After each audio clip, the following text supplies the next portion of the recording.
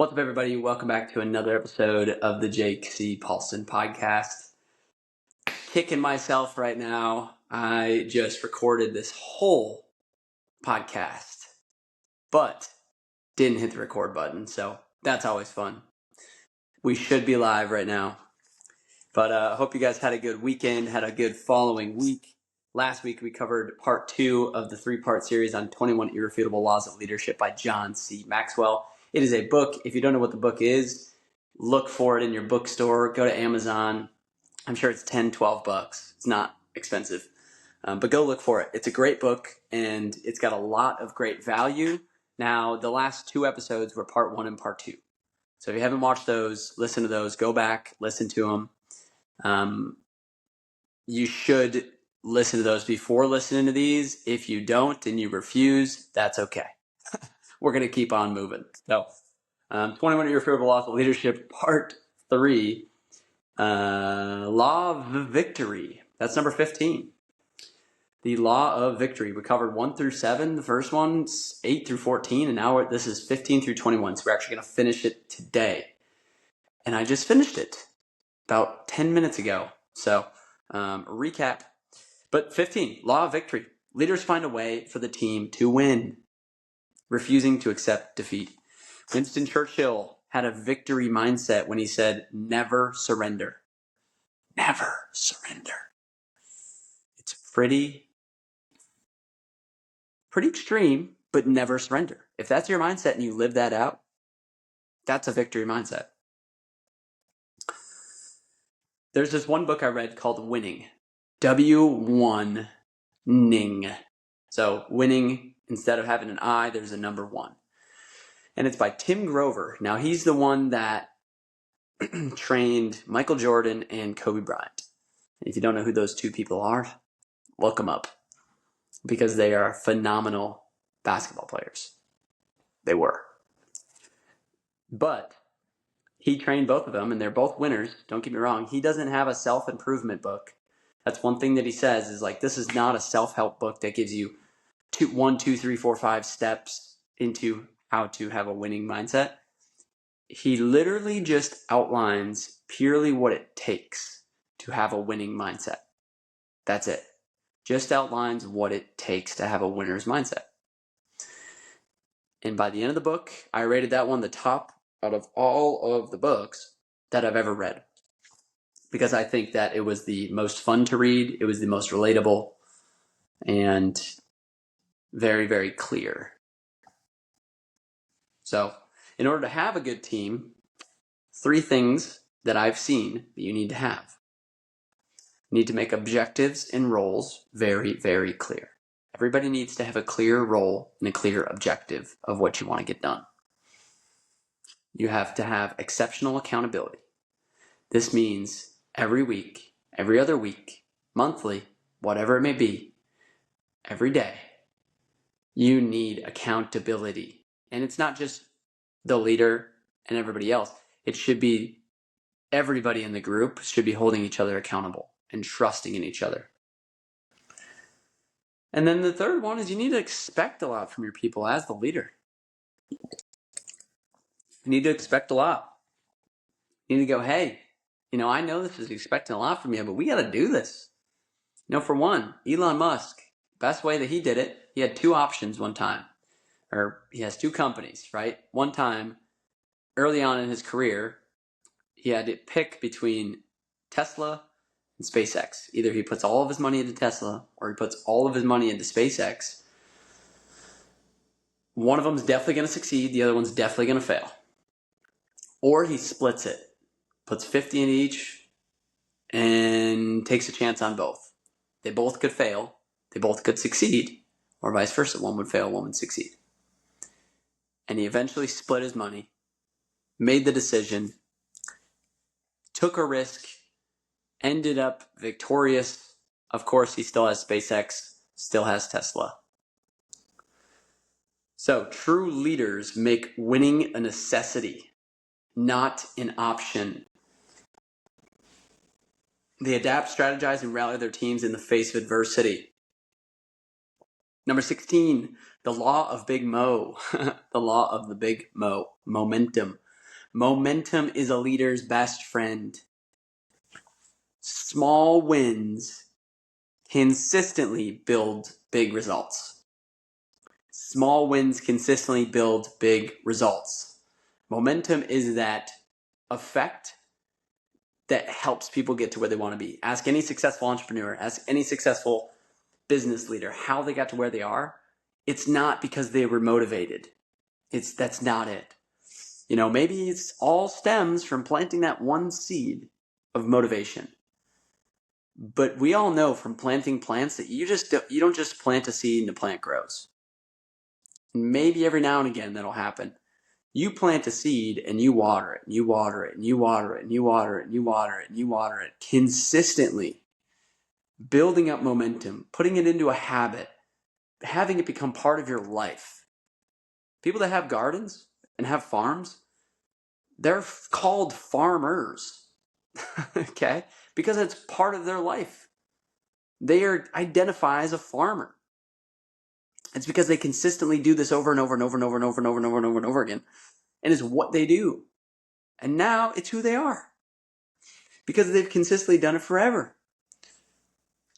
Now, if you've ever seen someone talk in front of a big group or big audience or run miles upon miles upon miles, it's because they consistently did this over and over and over again. Now, at first, it was like one of those old-fashioned trains where you have to shovel coal into it over and over and over and over and over, super quickly to get it moving, right? Because that's when it takes the most energy to get it moving. Now, once it gets up to speed, it doesn't take as much more energy to keep it moving. It takes a lot more energy to get moving than it does to keep moving.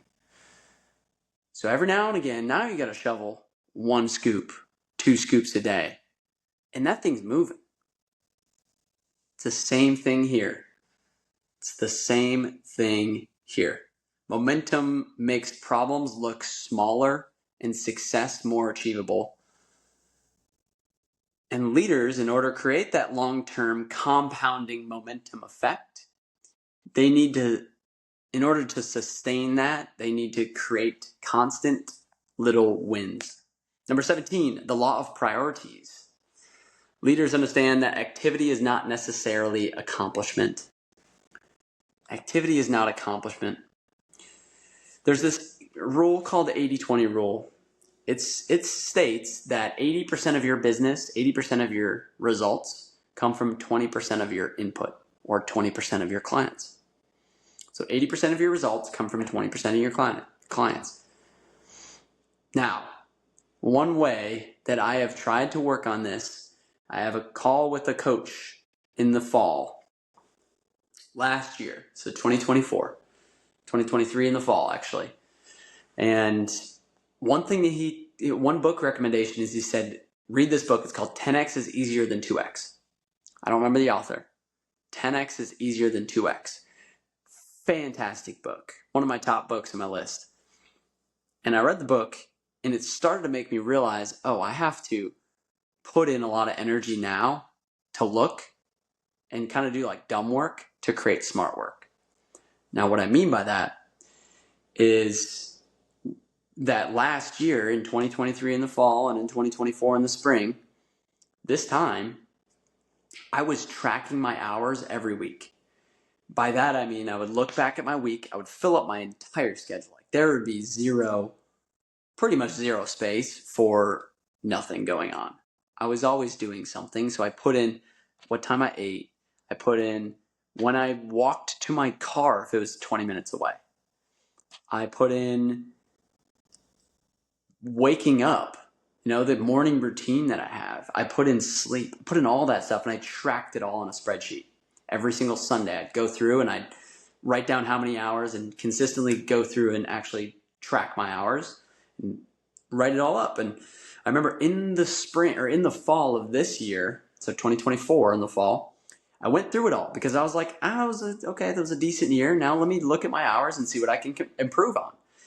And I realized that driving and flying, so my commuting, was like 400, 500 hours. Sounds ridiculous, but it was a lot of hours. It was a ton of hours. I think it was that much. Maybe it was a little bit less, but regardless, it was just a ridiculous amount of hours. So this year I went, driving and commuting is not actively working on my business. It's not actively getting me in better shape. It's not actively hitting my goals that I have for the future. It's getting me somewhere, but where? Why is it getting me there? What am I doing when I'm there?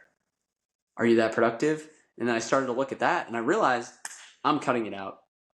Why the hell am I driving so much? I don't need to be driving that much. I'm cutting that completely out, almost completely out. But I'm really going to value my time more and not be in the car for so long. And if I need to drive 8 hours, I'm just going to fly. It's like all these things. Now, of course, I had more money now, so I could do that stuff. But I wouldn't have known that if I didn't look at last year and just take an actual mental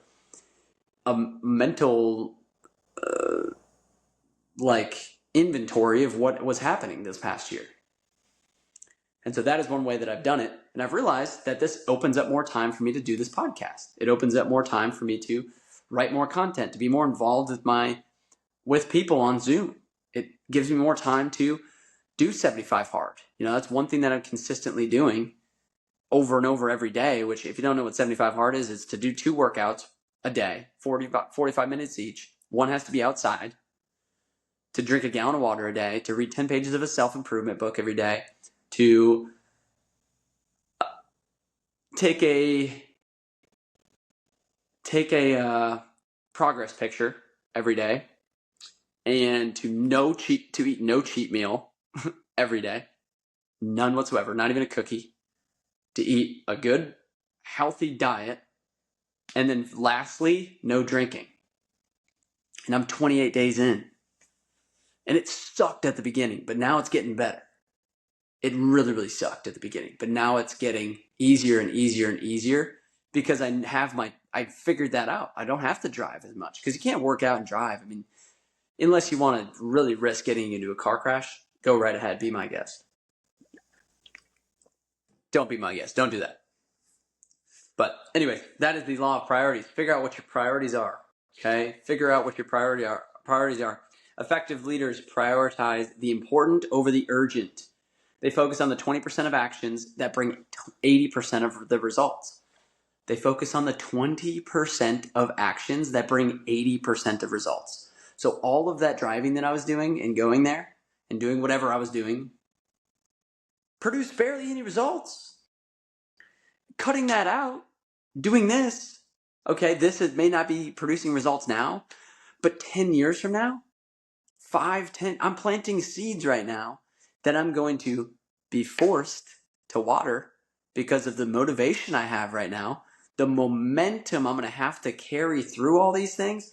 5, 10 years from now, that momentum is going to be ridiculous, and this podcast is going to be the journey of it. So that is the law of priorities. Number 18, the law of sacrifice. A leader must sacrifice a ton to go up. A leader must give up to go up. Leader must give up to go up. That sounds so ironic. But like not actually giving up on their dream, but give up things that they were doing to go up. Again, with the driving, that really isn't a luxury, but I wrote some examples down in here. The higher you, Martin Luther King, great one. To get social and justice, racial equality for the whole world, or the whole country at least. He literally sacrificed his life, sacrificed every day what he was doing, sacrificed peace, sacrificed a lot, everything he had, literally, for this one thing. The higher you go in leadership, the more you're going to have to sacrifice. And I see that now. And the reality is you can't do it all. You can't. You just can't do everything. You want to, you feel like you can, you can't. Tom Brady, another one. He sacrificed his diet day after day after day after day after day after season after season after season. However many freaking seasons he did. Did a lot of seasons. But he's going down as the GOAT, the greatest of all time. Because he sacrificed that over a span of years. Because he was able to sacrifice his time with, maybe sometimes with his family, sacrifice trips, sacrifice different things in the off season. Because he wanted to become the greatest of all time. Now, and I'm not saying that everybody has to be the greatest of all time. This is just facts of what people had to sacrifice to be great leaders. They sacrificed personal gain. They sacrificed the comfort. They even sacrificed their own interests. They do it for the good of the team, for the vision, for the cost, for the cause, for the purpose that they're fulfilling. So that's the law of sacrifice. The law of timing is number 19, the law of timing. When to lead is as important as what to do and where to go. Now, there's a couple examples of this. In 2007, Apple, Steve Jobs. 2007, he came out with the iPhone. Perfect timing. People were just getting into technology. People were ready for it. The iPhone was a huge, huge breakthrough. The iPhone is a crazy thing if you think about it. This is being recorded on my iPhone. It's a crazy thing. It's a supercomputer in your fingers, in your pocket. It's insane everywhere you go. But he came out with that in 2007. Now, there was other companies that had similar things. There's also been other companies like Blockbuster who had great timing, but they didn't take the right action. Where they had a chance to buy Netflix, they didn't take the right action. They had a chance to do what Netflix was doing. They didn't take the right action. Now, vice versa, there's been other companies that took the right action that didn't have great timing. There was a company back in 2000 that had food delivery service online. But back in 2000, not many people had access to the internet. People didn't have access like they do now. Like they did in 2007, like they did in 2010. People didn't have that access to be able to effectively do that. So it's not like they could, for 7 years, just try to make it happen. That's not what happened. Then Amazon came along and they did it perfect because they had great timing and a great product. So when to lead is as important as what to do and where to go. Acting too early can lead to failure. Leaders recognize the perfect moment to make impactful decisions. A lot of times that comes down to feel, and sometimes it's tough. Number 20, the law of explosive growth. This is my favorite. To add growth, to lead others, to multiply growth, you need to lead leaders. Again, to multiply yourself, you need to not only lead people, but lead leaders. A great example of this is the company I work with, Southwestern Advantage. Because not only do they promote to lead people and to learn leadership skills, but to lead leaders, to lead people who are going to lead others. Now, bear with me here. If I lead somebody and I teach them all the skills it takes to sell a lot, and they go off and they sell a ton, that's great. They're going to have a great career. That's one branch of the tree. Okay? That's one branch of the tree. Now, if I'm building a tree and one of my branches off, and that's actually somebody that I'm teaching how to sell, but I'm also teaching how to lead. Now, they're going to go off. They might not sell as much as the person that's purely good at selling, but they're eventually going to lead someone, and that person is going to teach that person all of those different skills that you have taught this person. So now they have their own branch coming off. And now your branches are turning into smaller branches. And eventually you're building a big tree. And that's your impact. That's the impact on all of these people that you've impacted. It's like generational impact. Now, if you just equip people with just the knowledge to be able to sell, great. They're going to sell. That's awesome. But somewhere along the line, if you say lineage is going to die off because you haven't taught that person how to teach someone else how to sell. Duh. It's the same thing. Why I'm doing this podcast is because someone's going to eventually be able to teach this stuff to somebody else. And this isn't even my content.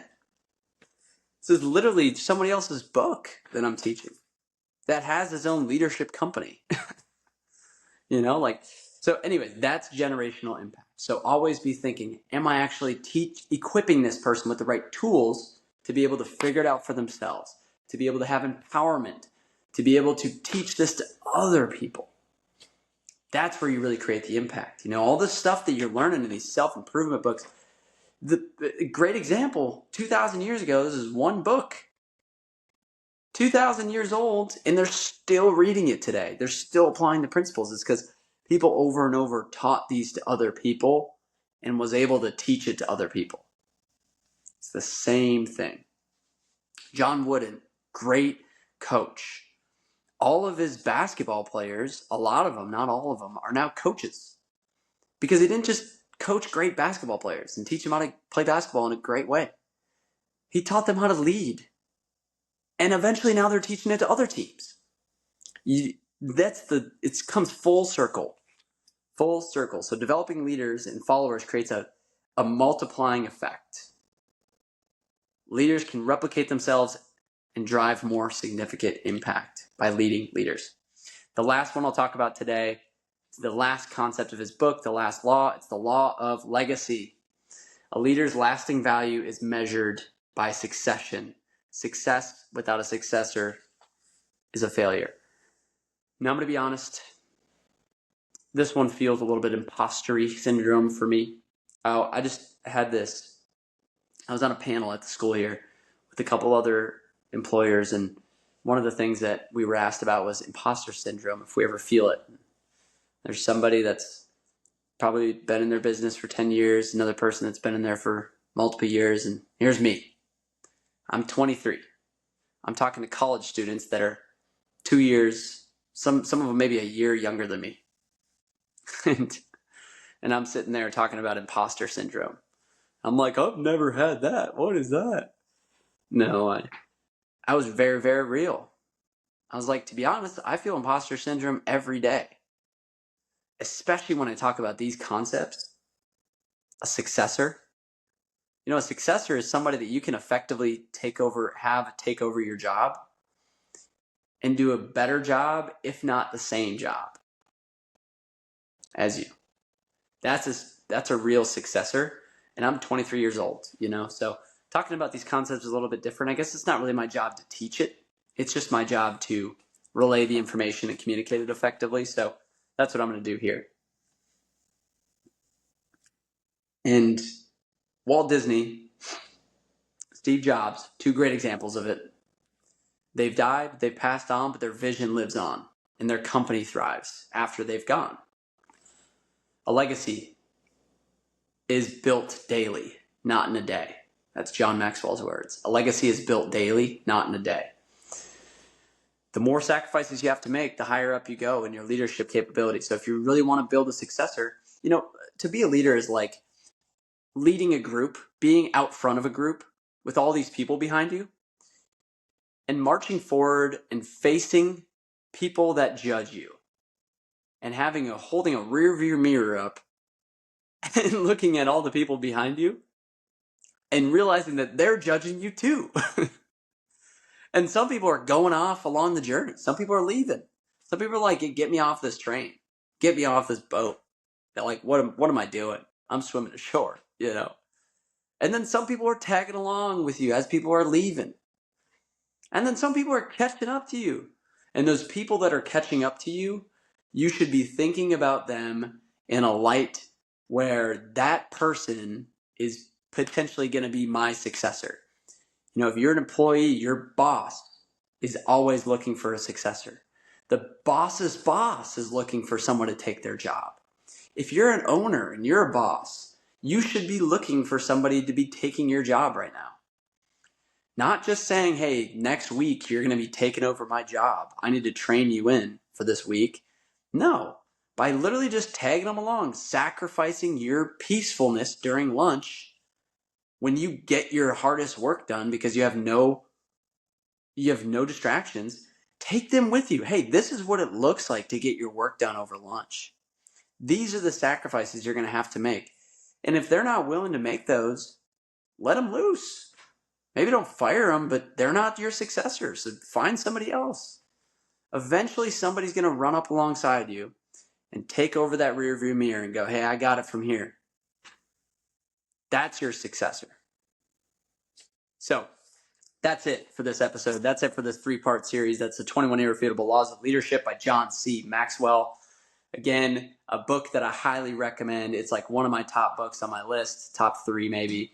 It just says in big letters, must read yearly. And so I recap this book every single year because it's got timeless principles that are effective for a person that is getting into a leadership role for the first time, or scared to see if they even want to get into a leadership role, or they've been in one and they just honestly aren't growing a lot. That's a great book to learn how to grow. So that's it for this episode. If you found this episode helpful at all in any way, whether it was the principles from the book or just something resonated with you, do me a favor. This is me asking for a favor. Share this with one other person. Just one other person that you know that's going to benefit from this. Go to your contacts and just send it to somebody. It's 20, 25, 30 minutes. If this is actually sent to you, great. And you're listening to it, you made it this far, awesome. Go hit a follow. That's always helpful. That way you stay up to date every single week. It's 20, 25, 30 minutes of just some concept every week that's going to help you develop better leadership in your business, your own personal leadership, and your community. So thank you for listening. Stay tuned for next week. And as always, let's get after it. Peace.